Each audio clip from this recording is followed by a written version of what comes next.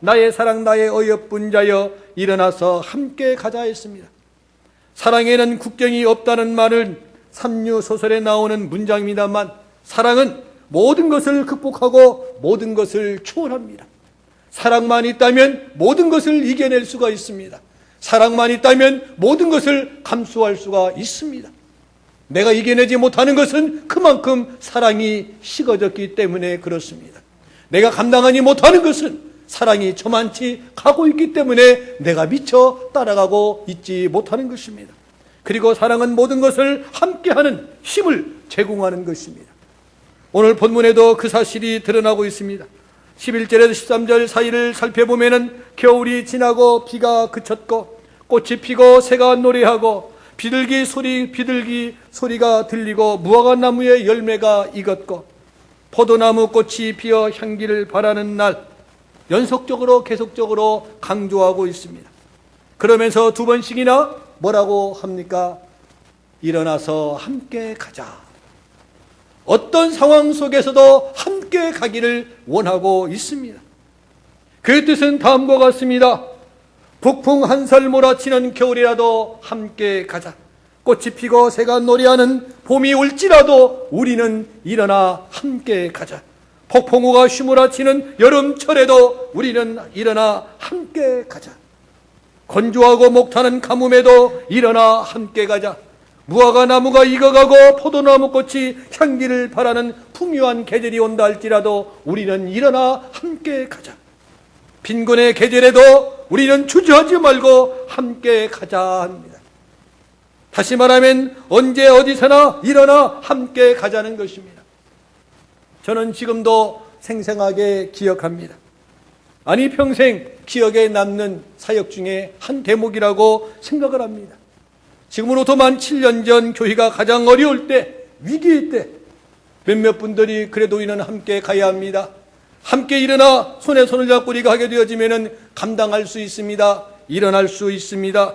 다시 세워나갈 수 있습니다라는 몇몇 분들의 힘과 더불어 함께 손에 손을 잡고 어려운 7년이라는 세월을 또 보내왔습니다. 그렇습니다.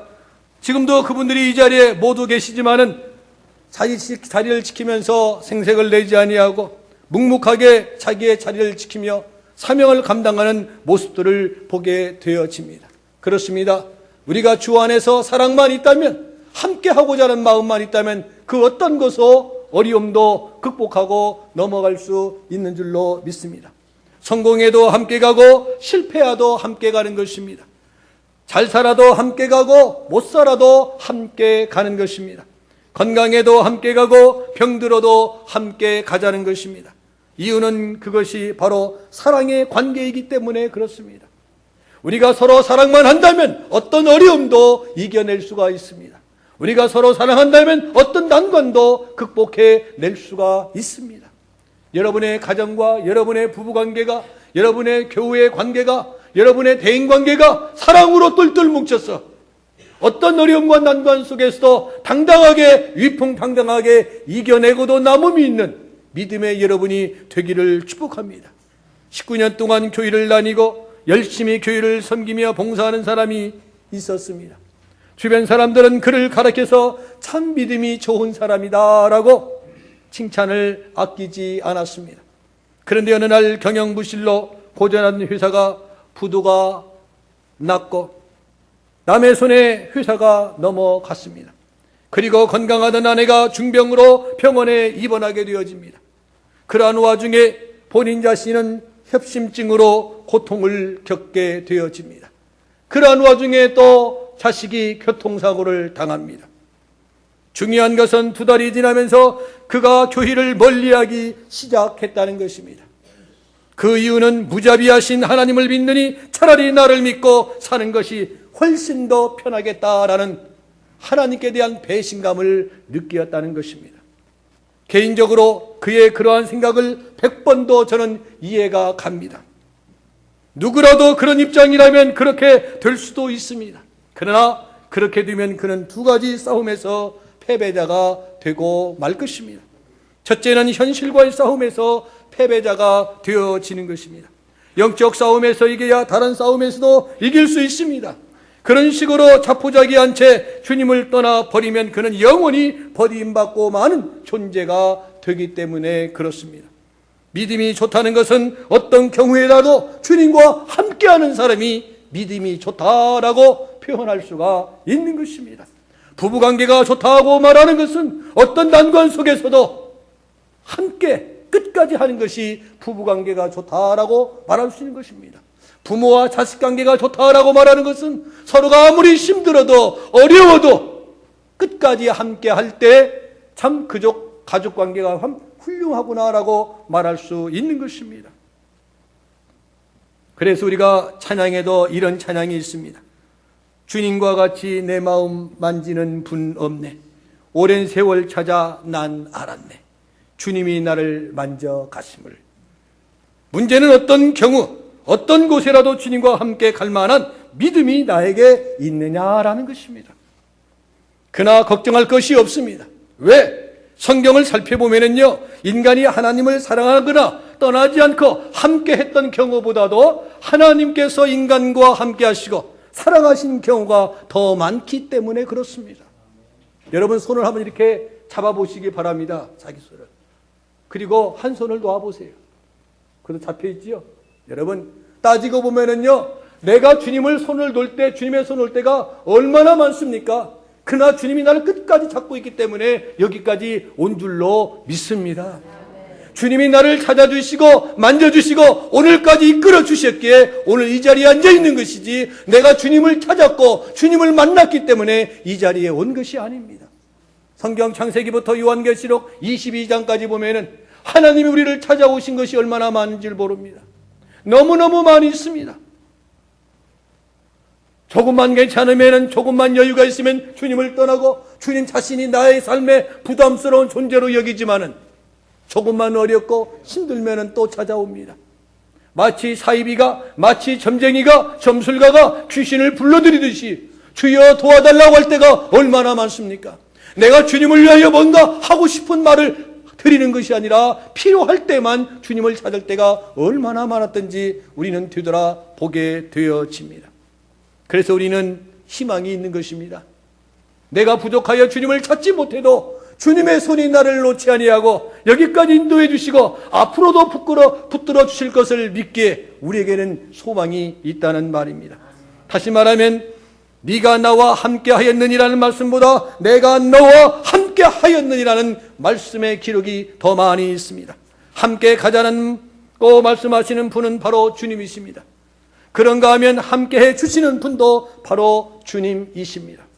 청소년 문제 전문가들은 청소년들의 급속한 탈선 현상 원인을 사회의 환경, 상담 창구의 빈약, 교육 제도, 가치관의 붕괴 등 다각적으로 분석하고 있습니다만 그중 제일일 수 없는 가장 큰 원인은 부모의 무관심으로 인하여 자녀들이 탈선하고 있다는 것입니다. 무관심이란 늘 함께하지 못한 데서 오는 괴리의 현상인 것입니다. 우리가 늘 자녀와 함께하기를 원하지만은 자녀와 함께 있는 시간이 얼마나 있습니까? 자녀를 위하여 미국에 왔다고 말하지만은 자녀와 함께 하는 시간이 얼마나 있습니까? 우리는 너무나 그들과 함께하지 못합니다. 이미 발견했을 때는 자녀가 저만치 탈선의 길에 간 다음의 결과로 인하여 만나게 되어집니다. 여러분, 부부도 부모 자식도 형제도 친구도 늘 함께하거나 함께할 수가 없는 것입니다. 만나서 함께하는 시간보다 떨어져 있는 시간이 더 많이 있습니다. 그러나 주님만은 영원히 함께 가자고 말씀하시는 분이 바로 여호와 하나님이십니다. 비바람이 불어도 주와 함께 갑니다. 눈보라가 몰아쳐도 주님과 함께 갑시다. 언제든지 어느 곳에서든지 주님과 끝까지 함께 롱런하는 여러분이 되기를 축복합니다. 두 번째는요, 얼굴을 마주보는 사람들입니다. 한국에 있는 가족도 중요하지만 지금 이 자리에 옆에 내 곁에 앉아있는 사람이 가장 소중한 사람인 줄로 믿습니다. 내가 힘들 때, 가장 어려울 때 가장 발벗고 나서고 찾아올 사람이 바로 옆에 있는 사람입니다. 그래서 부인 보고 뭐라고 해요? 옆에 내라고 말을 합니다. 옆에 있는 사람, 내 옆에 앉아있는 사람, 옆에 앉아주셔서 감사합니다 한번 해보시기 바랍니다. 옆에 앉아줘서 고마워 신양아 이렇게 얘기를 해주세요. 오늘도 다른 곳에서 머물지 않고 방황하지 않고 주저하지 않고 내 옆에 앉아 주신 것 자체만도 얼마나 감사한 일이고 행복한 일입니까? 오늘 본문 14절을 보니 바위 틈 낭떠러지 은밀한 곳에 있는 나의 뭐라겠어요? 비둘기야, 내가 내 얼굴을 보게 하라, 내가 내 소리를 듣게 하라 했습니다. 솔로몬은요 술라미 여인을 백합하나 수선화라고 불렀습니다. 어느 분은 그래요. 부인보고 나의 허니 이렇게 얘기하는 달링 이렇게 얘기하는 분도 있는데 어쨌든 이 아가서에 보게 되어지면은요 당신은 백합 같습니다. 당신은 수선화와 같습니다. 그런데 오늘 본문에 뭐라고 했어요? 비둘기라고 불렀어요. 누구 보고요? 아내 보고 비둘기. 주경학자 베이컨은 이렇게 표현합니다. 비둘기가 성도를 상징한다라고 했습니다. 비둘기의 특성을 보게 되어지면요, 비둘기는요 방어 능력이 없습니다. 그래서 잘 잡혀 먹어요. 비둘기는요 순박하고 지혜가 부족합니다. 비둘기는요 겁이 많습니다. 비둘기는 먹는 음식과 사는 둥지가 깨끗합니다. 비둘기는 해를 끼치지 않습니다. 비둘기는 소식을 전합니다. 비둘기는 바위 틈이나 낭떠러지에 자기 방어를 위해서 둥지를 짓는다고 합니다. 본절은 바위 틈, 낭떠러지 은밀한 곳에 있는 나의 비둘기라고 표현하고 있음에 우리는 귀를 기울여야 할 줄 압니다. 여기서 말하는 바위 틈이나 낭떠러지기나 은밀한 것은 위기와 절박한 상황, 고통을 의미하기 위한 것이고, 그러니까 비둘기가 쫓겨서 그런 곳에 숨어 있다고 하더라도 얼굴을 볼 수 있게 하며 소리를 듣게 하라라고 했습니다. 낭떠러지 벼랑에 서 있다고 해서 주님을 바라보는 얼굴을 돌리지 않는다면, 또 고통스러운 일들과 괴로운 일들이 중복해서 기도 소리와 찬송 소리를 내지 않고 움츠리고 있다면 그럴수록 내 얼굴을 보게 하라 했어요. 그럴수록 내 얼굴을 보게 하라. 그럴수록 내 소리를 듣게 하라. 주님은 보고 싶어하고 듣기를 원하고 계십니다. 여러분이 음지에 있을 때, 가장 어려울 때, 가장 힘들 때, 그러한 와중에도 찬송하며 기도하는 소리를 주님이 듣고 싶어 하신다라는 것입니다. 사람을 만나는 시간보다 하나님을 만나는 시간이 있기를 원합니다. 사람의 소리에 귀를 기울이는 것보다 하나님의 소리에 귀를 기울이는 저와 여러분이 되기를 축복합니다. 이 세상에 쉬운 것은 단 하나도 없습니다. 신앙생활도 쉽게 하려면 한없이 쉽습니다만 제대로 잘하려면 견뎌야 하고 참아야 하는 인중의 과정을 거쳐야 하는 것입니다.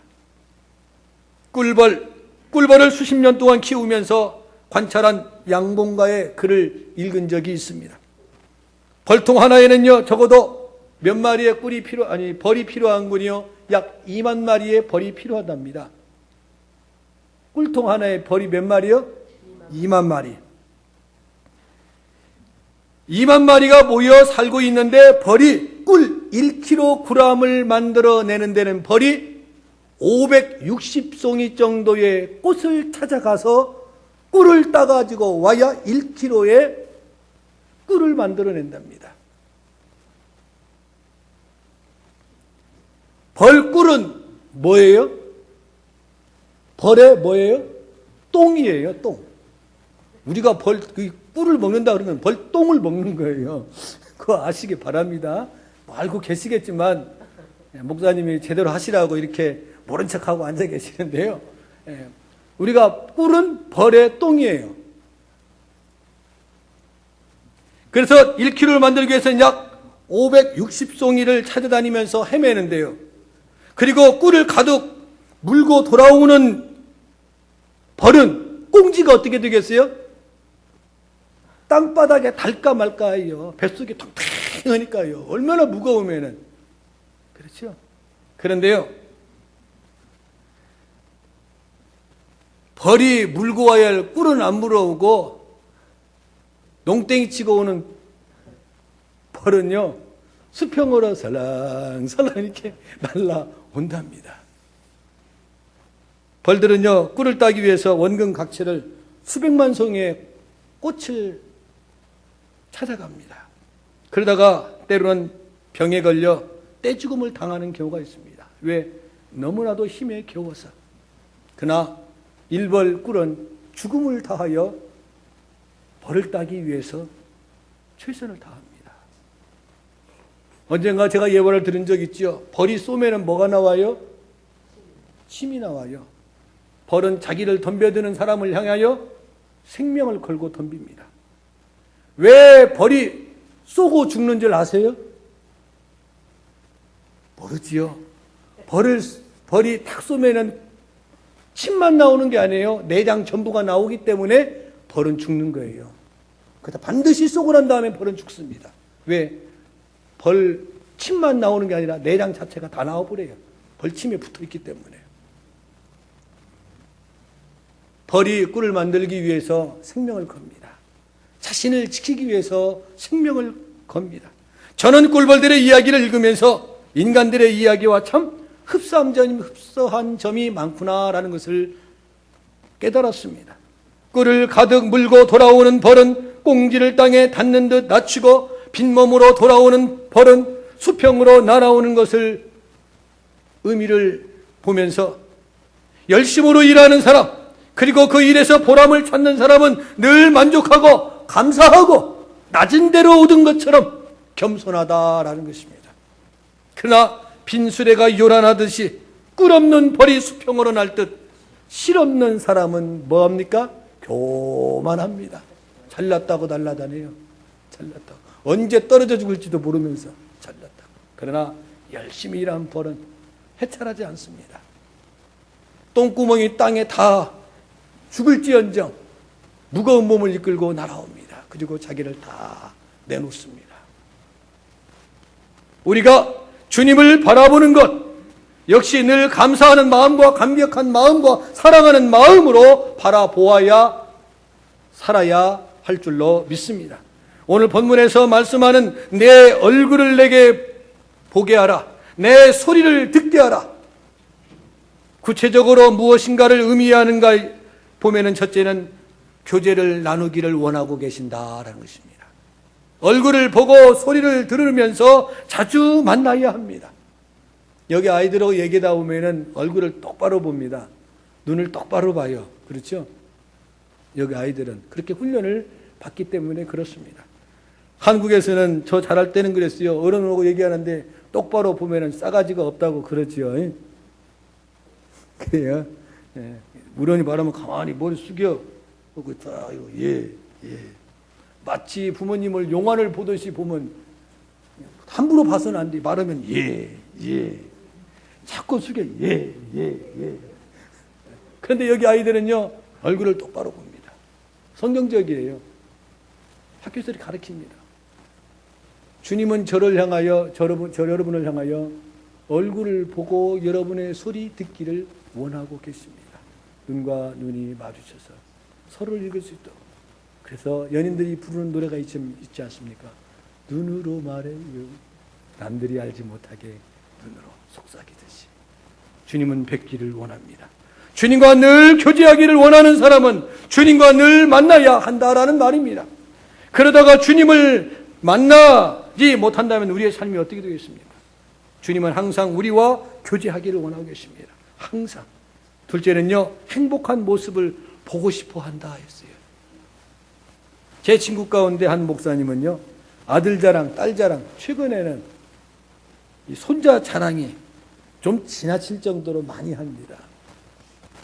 그러면서 참 많이 하십니다. 그러면은 정 목사도 자식이 어워서 손자, 손녀를 봐야 내가 지금 무슨 말 하는지 이해가 갈 거라고. 이 만날 때마다 마치 처음 만난 것처럼, 처음 얘기하는 것처럼 늘 늘어놓습니다. 그러면서 옆에 부인은 목사님 훅 찔러요. 일주일 전에도 얘기했잖아요. 오늘이 49번째. 그런데 그 목사님 만나면은 처음 만나서 처음 얘기하는 것처럼 항상 입이 달도록 그렇게 이야기를 합니다. 그것이 부모의 심정입니다. 부모의 심정. 서울 모 교회에 한 500명 모이는 교회에 경로대학을 세웠답니다. 경대학을 세웠는데 오면은 할머님들이, 할아버지 할머님, 특히 할머님들이 자식 자랑, 손자 자랑 때문에 아주 막 꽃을 피우는 거예요. 그래서 이 모임이 제대로 안 되는 거예요. 그래서 하루는 목사님이 자식 자랑하는 시간을 30분간을 가졌답니다.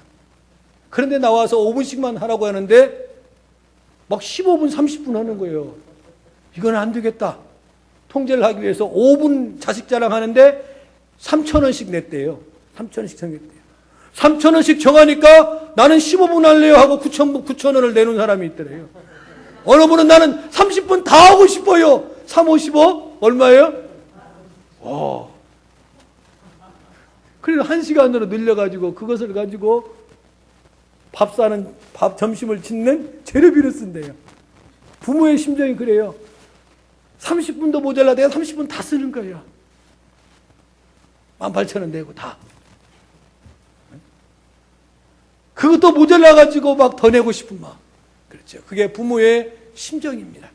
하나님은 저와 여러분을 향하여 만나보고 싶고, 함께하고 싶고, 자랑하고 싶고, 그래서 주님이 오시는 날, 내가 로스앤젤레스에서 이만한 믿음의 사람 신영이를 보았느냐. 이렇게. 우리 데니엘 문을 보았느냐. 라는 소식이 들려지기를. 내가 로스앤젤레스에서 몇 두만한 믿음을 본 일이 없느니라. 이러한 축복의 말이 들려지기를 원합니다.